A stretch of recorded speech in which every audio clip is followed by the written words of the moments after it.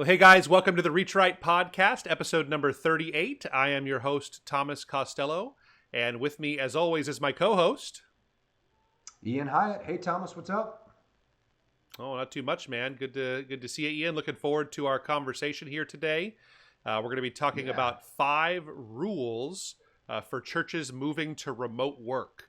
That's a conversation I think a lot of churches and businesses are having right now as with the pandemic coming and hopefully going, that we've discovered that maybe this remote work thing, it can work, and I think churches are discovering it. So I think it'd be a good conversation. As a couple of guys who have been doing remote work for over 5 years, I guess now, or more than that, I guess even before this. So, More. But as a company, Reach Right, we've been exclusively remote from our founding. You and I have we founded the company together and haven't worked together in the same place the entire time. So we've been in person with each other. But maybe we've spent a total of a week and a half together over the last 5 years, I would say. So it's and it's so funny, though we've been remote, when we see each other in person, we still kind of feel like we didn't miss a beat. So there's something to be said for that it works. So we'll talk more about that. Well, when it's done right? When it's done right, I think that's the challenge. Is that there's all kinds of mistakes that you can make. I think that makes remote working not successful, and I think churches have a unique set of challenges because you and I are both not of the remote only camp for churches. I think that's not something that. I think that I believe that not forsaking the assembly of the brethren, that is something that should be applied physically, and we should always, as long as it's possible, we're not anti-gather. We weren't people that were resisting lockdowns either at the same time. We understood it made sense for most churches to close down for at least a season during the pandemic here, it seemed like. But we are both excited to be fully back into worship. I am not yet still at our church in Honolulu here. I know you are completely basically back to normal services, right? At your church there? We are. And personally, it's been refreshing. I'm in the same camp and agreement with you. We're for in person, but not anti-remote and all of that. There's a balance to it all, I think. Yeah, absolutely. So all that to say, I think that you're still probably going to show up on Sundays at church. That's going to be an important part of things. That might not be remote for your church and for the foreseeable future there. But I think during the week there is a strong case to be made for less office hours for people in ministry and more remote work. Now, in churches that I've pastored, I've always been kind of a remote setup. I've never really worked in an office, so I think it's something that we've built up towards. Or I guess I had worked in an office back in the mid 2000s, so 2003 through 2007. We were in an office, but home office is something that you and I are both really comfortable with, and I think we've crafted 5 rules. I think that will help for churches exploring this avenue, or maybe they're trying to make that change they made to be remote, thinking about making it more permanent. Here are some things, I guess, some rules that we've come up with that helped us to do well with that, and I think it'll help churches do well with remote work. Yeah, totally agree. Cool. Let's dig in. Why don't you tackle number 1? Yeah, we'll do. So the first one is, it's important when you move to remote work that you measure results and not hours. You measure results and not hours. And I think this has been so paramount. I think that's part of what people love about remote work, is that usually if you get your stuff done, then you can, then you're good. Like, it's something that just getting your work done is the chief thing. So I think that for some churches, they're still caught up in kind of the hourly worker mindset. And so there's a certain expectation that you arrive at the office at this time and you leave the office at this time and you take off for any meetings you have and everything. But there's you're judged based on the number of hours that you spend in office. And I just would say that hasn't been a healthy model for a while now. And I think it's really obvious that model is unhealthy at this point. I know for me, in that time I mentioned before, I had about 4 years where I worked in a church office. I found myself often having lots of work to do, but then often having very little work to do and just twiddling my thumbs around the office for a time to meet a certain office hour standard. So, and there's always stuff to be done. And I just know that for me, I'm someone who is relatively driven, especially when I'm working for my own, cause or my own business. But I think when I'm an employee somewhere, it's I know that I'm supposed to be working. I know that it's something that there's a certain moral standard that I need to be working as hard as I can for the company or the church that I'm working for. But at the same time, it's just when there's not expected work for me, those hours were oftentimes just wasted. So I think it's so important that churches really look at how they can measure results and not just hours. So maybe you have something to add on that, Ian, and maybe some ideas, if you have any, on what are things that churches can measure as results other than measuring hours, I guess. Right. So what can you speak to? Yeah, well, I think what I was going to say is basically what you just finished with. I think that churches, regardless of this topic here and working remotely, they should sit down and have serious talks about what are the results that we need to measure just as a church in general. And when you get that stuff settled, well, then you know what your remote, employees or staff or whoever's serving at your church, what they should be driving towards and where they should be producing. And this goes for church and business alike, right? So we've come up with measurements here at Reach Right that we say if we, and I know churches, they don't have a sales quota or anything like that, or they don't have a amount of appointments they need to make. Salvation quota, they don't have something like that? I just caught myself.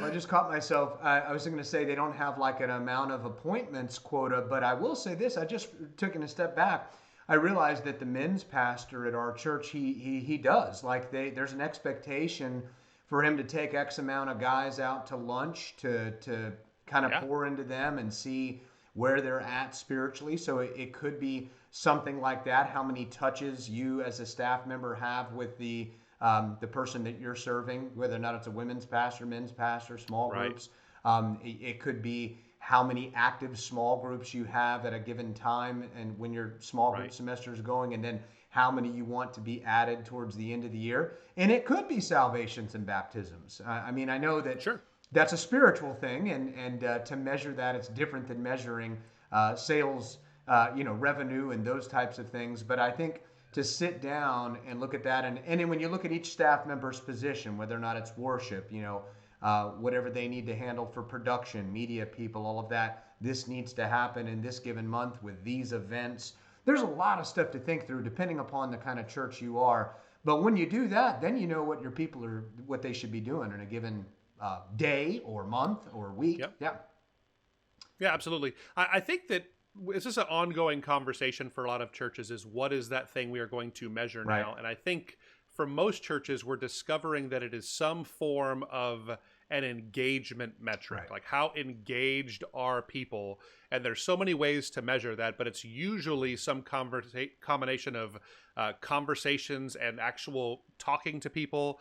You're measuring things like numbers of volunteers and donations and people that are involved in small groups. And so the old metrics of butts in seats and how many people show up on Sundays, that's kind of moving away from the forefront of people's minds into some of these more informative type metrics. And I think some form of engagement is what you need to be measuring. And so the main thing is that in this new remote world where working remotely is going to be something that's more and more common and more expected from most employers, finding ways to really hone down what those metrics are and counting that and not time spent or hours, that's really what becomes most important there. Yeah, and that's good. And I'll say one more thing to that. I think that, there's something to be said. When you said you found yourself like when you were on a church staff where you had a physical office at the church, and when there was just downtime, you were twiddling your thumbs. I think that when they know that they're, results driven, and that's what they're being held accountable to, when they get their stuff done, they can be productive in other areas that they can't be, maybe if they're just sitting at a desk or a cube or something like that. They can get some other things done. And I'm not suggesting that someone needs to go off and run all their errands during work time or anything like that, but they can get other things done. And I personally, when I can get to the end of the day and say, I got all my work stuff done, but I was able to get these other side things done, I feel more productive and I feel healthier the next day that I come to work. And I think that there's some freedom to that. And as long as someone stays on task and everything, when people feel empowered and liberated, which I think working remotely, whether or not it's for church or a company can do, then I think they're much healthier and they're going to be more productive. There's been plenty of studies even before the pandemic that show that. So yeah, it's my last thing to add. That's good. Yeah. No, I appreciate that. Hit number 2 for us. Yeah, Ian. number 2 is work harder at culture. And this is something that's important because it is easier for many people. We just had this chat before starting the podcast, how you were talking about how you feel like you're somewhat of an introvert, and I'm probably more of an extrovert. And not that you're totally introverted. We're doing a podcast, and you're doing great, Thomas. But we've talked about that. When we think about work culture, though, for those, there's a lot of people when they're a part of a team and they're physically around, and there's this culture, there's this atmosphere. That's probably a good word. When I think of culture, there's an atmosphere at like a work office that really does help some people, and people thrive on like doing team activities, or you take the accounting team out for bowling and lunch together. They're building culture and they're talking about company values, and there's something to be said for that happening physically. So I think when it comes to remotely, you have to be working remotely. You have to be a little more intentional to build culture. And I'm not suggesting that you over Zoom or Slack, and there's other things like that, to play games or something like that and be silly over video. But I think you got to be more intentional. But you know this well in running Reach Right and how you've done that, so you probably have a little bit more to add when it comes to that. Yeah, I think that, so you and I, we worked together, Ian, for years in a physical office before Reach Right. Yeah. We worked together at the same place, and I think that what I have found is that in a physical location, culture just it happens organically, and the thing about that is it happens both good and bad, right? So it's not to say that just being together automatically makes good culture at a company or at a church or any place, because you and I both know that we had great camaraderie in areas but terrible culture in other places at that same time there, right? So I think you said it exactly right, that it has to be something that you just culture doesn't make itself when you're working remotely as easily as it does when you're working in person. And so you need to be much more intentional about the culture that you're creating in a remote work environment, because you don't have that luxury of just being right by someone 8 hours a day or right with people where you have access to them all the time. It is just a different kind of a thing. So I think the way we say it is we need to work harder at creating culture, be more intentional about the culture that we're trying to create. And so, I agree with you. It's like, it's not as easy because you can't do kind of fun team building events the same way you can. I think that, you and I, we make a point of getting together. I'm in Honolulu, you're in Texas. We're going to see you guys in a few months, but we make a point doing that every other year or so. I know it's been tough with the pandemic. 2020, and we're a little bit overdue. Put it off. We had to put it off. That's right. So we do occasionally make a point of being actually together. But I think that there's just lots of other opportunities that we're living in a digital world now. And so, you know what? I would say that culture can be built through memes, right? Like so through things like gifts that are shared and that kind of stuff that people, we do those kinds of things all day that kind of reinforce our culture and our values, and I think it's really important. Sending so funny for churches and so on, absolutely, same thing. There's plenty of funny church videos to send too out there. So there are plenty of great church meme accounts on Instagram, Twitter, so look them up. But just, I don't know, having some of that kind of fun, poking fun at yourselves at your own expense, that kind of stuff, I think it really goes a long way to building the culture. And every church is going to have a different kind of culture. Maybe you're going to have a very formal culture. I know we have a very informal culture within Reach Right, but we take our work seriously. But as far as we relate to each other, it's been really healthy, I think, the kind of culture that we've built here. So the point is being intentional about it. I think you're right with that. Yeah, one other little idea, if someone's looking for kind of that, I know one of the things I enjoy about our conversations when we have them over video or whatever we do is that we really start off with either razzing each other about our sports teams, or but we're intentional to ask about how our weekends went, our plans, kids, and we got to dig in a little bit deeper than I think you do in person when you're hearing about that. So I know we kind of go a little deeper now into all the details of our weekend or what's coming up and those types of things, and that's really been a healthy thing for us. So one other little idea. There's a ton of ideas, but intentionality. That's a great point. Yeah. Yeah, because I think there's not a water cooler, right? There's Right. no place for us to pause and chat. We don't have those unless we're intentional about it. Right. We don't get to share lives the same way that we used to when we lived in the same place Yep. and saw each other every day. Yep. It's just a different world, but it's been good. Yep. So I'll hit number 3, I Yep. guess. Next, I'll dig in. It's important when you're working remotely that you centralize all communication, that you have one way that staff communicates with each other. Mm-hmm. And I'll just go ahead and get it out there. That one way should not be email. Yeah. That's not the best way to have every conversation. So there's lots of different ways to do this. I know for our organization and a lot of churches have made a move to be on Slack. Mm-hmm. Slack is a great software piece that just kind of is it's effectively an instant messaging client. Yeah. You and I, before, we've used things like Skype to do that. We used AOL Instant Messenger, or AIM. We were on that You're dating us. Yeah. We did. That was our original communication channel to send messages to one another, and it's a great. Slack is fantastic because it integrates really well with all kinds of other software out there. It's great at handling memes, like we talked about before. So sending quick videos, sending just funny things, and kind of keeping your culture alive. Yep, that's right. So, but I think that having a platform where all communication happens, where group conversations can happen, where updates are taking place, where there's teams you can build on there, and it really is important. So I know at the churches I've pastored, we've used Slack as the main connection model for a remote staff, and it really works brilliantly. But you have to kind of hold the line on that. So there has to be an expectation that everybody is on Slack whenever they're at working hours, and it's the way we communicate. And if you're not on Slack, it's almost like assumed that you're not available or not working at that time. Right. So that has been the way that we have centralized all communication. I know that there's some movement on a software called Discord. That's what my son uses. It was, I don't know, it seems like it was mostly kind of a gaming channel. My son has asked about it too. Yes, for gaming. He's asked about it. Okay. Yeah, is he allowed to use Discord? We haven't looked quite into it. It's we just heard about this about a month ago. So, yeah. Yeah.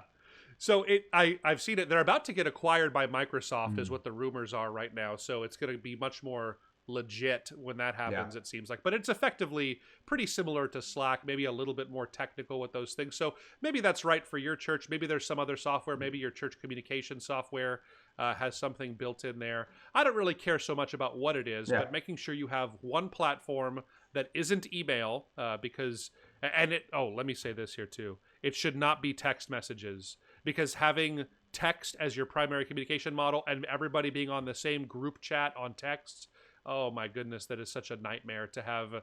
Having a group of, let's say, 8 people, or let's say your worship team, the primary way you're communicating, if that's via text, it's just a nightmare, because every time someone likes a text or sends a meme, that you get another notification on your text and it goes off at all hours of the day.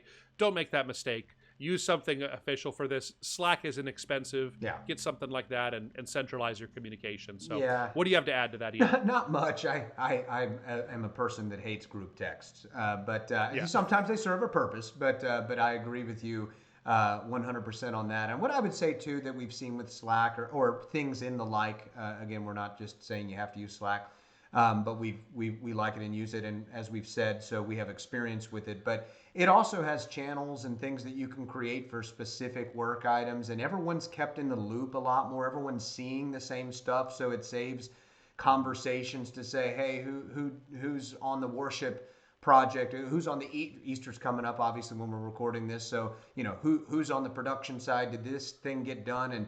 And then that person has to go ask so and so who wasn't in the loop. So I think it will make your team more productive too, because everyone's in the loop and has the ability to communicate and see what the other person said about a project. And so I think it'll keep people. It saves time.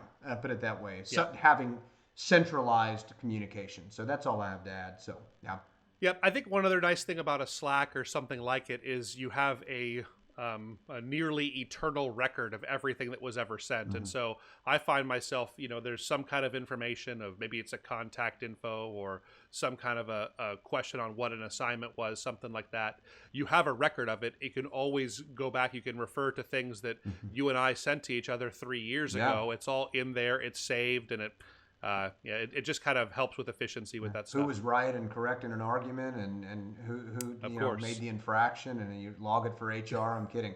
So why don't I Yeah, tackle number four? And that's go for it. watch out for burnout. And it's kind of funny Yeah. when we came up with this point here. At first glance, I was kind of like, well, I don't know. I feel like people think of the corporate world getting more burned out from meetings and micromanagement, and we've kind of experienced a little bit of that stuff in the past as we've talked about seeing goods and bads to being in an office or a corporate like environment. But I think it can Yeah. really happen actually when people are on their own at working remotely from home or wherever, if they're just always on task and not, and it just becomes like a hamster in a wheel type thing every day, or like the Yep. movie Groundhog Day. You wake up and it's the same day over and over again, and those are some things that come to mind. So I think that you do have to, like we said, being intentional at working at culture. You have to be intentional to not burn out as well. So your thoughts on it?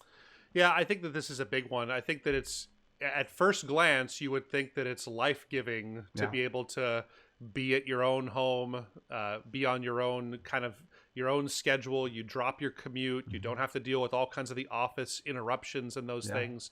But I think it can be isolating for people. And I Mm. think isolation oftentimes is one of the key factors in people getting burned out, Yeah. is that they don't have that regular interaction with people. Mhm. So I think it's important that any church that considers going to remote work, that they really count that cost, and they make sure they understand that the isolation that people can tend to feel if they're Mhm. not intentional about the things we've talked about already, like Yeah. communication, culture, those kinds of things, that burnout will set in even more quickly, especially if you have someone who's driven and you have a results oriented kind of an organization, and they're going pedal to the metal all the time, and they're not. Some people kind of thrive in this place where they can leave their work at work. They can turn off at 5 o'clock, Yeah. head home, and not have to be thinking about it. But when your home is your office Yeah. and you're one of those driven type of people, it's hard to turn that off. Yeah. I know that your wife, she Yeah. works for Reach Right also. I She's thought of that her type of right at the person same that time you said that. so whereas you're kind of Fred Flintstone yabba dabba doo at 5 in the afternoon and you're out of there, your wife, she's the type of person that would work until 11 Oh o'clock if yeah. everything wasn't done and in its right I, place. I So I kind of jokingly said I have to interrupt because yesterday, so we were leaving and there's some bedding and some stonework that I'm doing as a personal project for in our front yard, and I uh-huh. stopped it because it was time consuming. We had all stuff going on in the weekend and sitting there, and so she's seeing this pile of dirt and this work left unfinished, and she was just like, when are you going to get to that? And I was like, it'll get done. And I was like, I'm not one to leave things undone, honey. And she just laughed because she knew that was not true. But you're right, exactly. She's a task oriented person. If something's left out there, she would just lose track of time. And Yeah. if I need a hand with something and I'm done, and she's like, I have to finish this thing first, I can't. And so you're right, with that example. Yeah. No, I think that that's it. And I think as organization leaders, pastors who are maybe listening to this, if you're leading an organization that's moving to remote, Mm-hmm. it's part of our responsibility to watch out for those people that are maybe wired that way, Yeah. that they can't leave something undone, because at some point jobs will grow, and when people do a good job, more work is given to them. Right. And we're in that situation, obviously, with your wife right now, just that Mm-hmm. her job has grown and grown and grown because she's so effective at what she Mm-hmm. does. And so it's just important that we kind of watch out in those situations, and we care for them, and we make sure that we help them just to have permission Yeah. to take a step back and kind of keep an eye out for that kind of burnout. Yeah. So that's the whole point there, is that people are wired differently. Yeah. And even if you feel like it's life-giving to be working from home, Yeah. don't assume that everybody in your organization is the same way, Yeah. and keep a very watchful eye out there for burnout. Yeah, know your people. If someone seems like they are getting burnt out, take them out to lunch. Let them Yeah. address those things. So, no, that's good. That's it. That's good. Well, let me wrap it up here with number 5. It is important to schedule regular video interaction. This is something that you and I have done almost. I mean, there's been some issues, I guess, over time. We've had days we've missed and stuff, but Yeah. almost every single work day Yeah. over the last 5.5 years, and even before that, Yeah. when we started working remotely at other companies and things, Yep.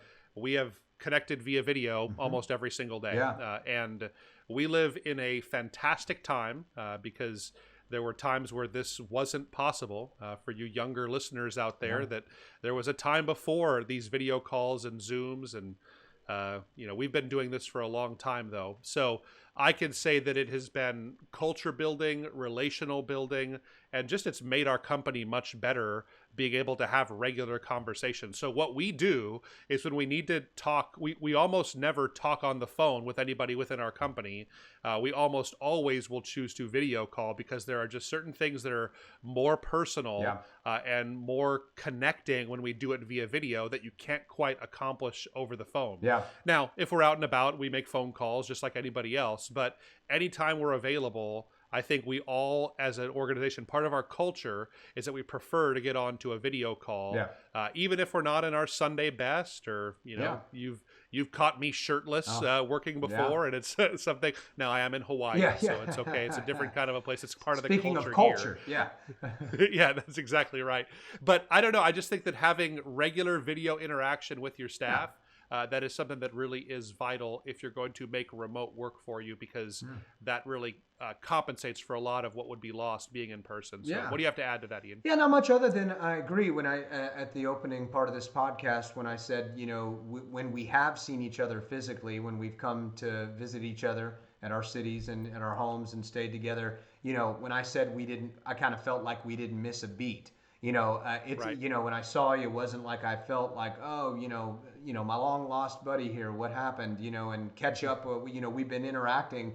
Now, again, we prefer the in-person stuff, but at the same time, it's really helped us stay close. And I think too, when you think about your church staff, there's a lot to be said when you see someone, you get a better, when we were just talking about watching out for burnout, kind of difficult to just over a phone conversation or texting or something to kind of understand where someone's at sometimes. And when you see them, you can kind of read and just, it just does more. There's a little bit better interaction, and I think it's just healthier for communication. Yeah, I think so. So I think it's important that you make that your I would make it your communication standard. So we do communication via Slack, and when we need to have an actual conversation, we do it video. So you can do video through Slack. That's how we typically do it. But these calls, we do them via Zoom, and there's all kinds of software solutions out there for that. But having that as the organizational standard is important. And then I think just having your regularly scheduled kind of conversations if you're going remote. I think having all team gatherings, having those happen on regular intervals. And I don't know what it is, maybe for your church. I think you probably ought to do it more if you're remote than you did if you were in person. So if you had a weekly staff meeting when you were in person that lasted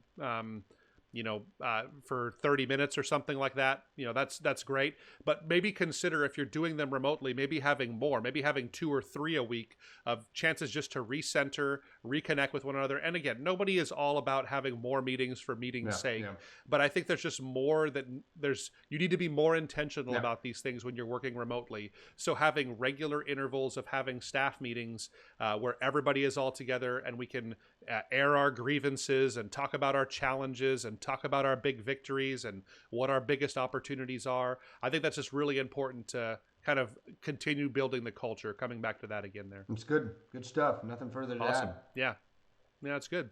Well, good. Well, I just think it's something that a lot of churches should be thinking about. These ideas, I think more and more churches that we're talking to are looking at going remote for their day-to-day operations. Right. There's all kinds of advantages to it. I think there's huge cost savings that are there for churches. And I think that you're going to see more and more potential employees or pastors within your church that are excited about it. And maybe if you're looking to hire new people, that will be almost an expectation for this new generation of digital native type young people that are coming up there, where their expectation would be a willingness or at least an openness to remote working. So I think it's something that every church needs to be really thinking about, ways to make this maybe a part of their culture there. And I hope this has been a helpful conversation for you guys as we've dug into this a little bit here. So if it has, it would mean the world to us if you would rate, review, subscribe, share this podcast with others if you found it helpful. And thank you so much for being a part of our Reach Right family.